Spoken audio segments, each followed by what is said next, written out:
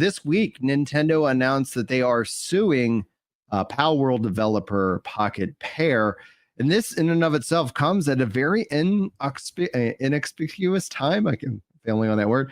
But first, let's go. That's where I actually want to start the show off with is the Pal World discussion. They're suing for patent infringement, not copyright infringement. Correct. And they buddied up with the Pokemon company and they waited like, God, what has it been? 6 months, a year?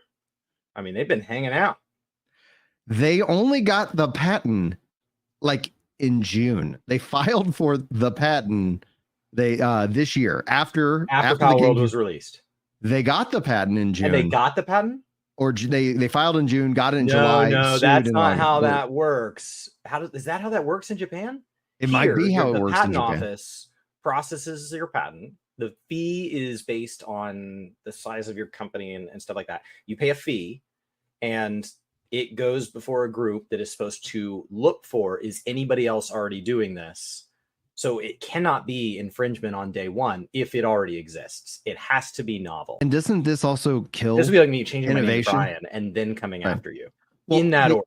The only other thing I can think of that's a patent of a gameplay system is what WB did with Shadow of Mordor and that with the Nemesis system, which they've never used it ever again, and people can't use it, and yet they're doing like devs and people be like, man, I'd love to be able to use that system. That's like Kodak patenting the digital camera and then not using it because they sell film. Because I'm going to tell you this hands down.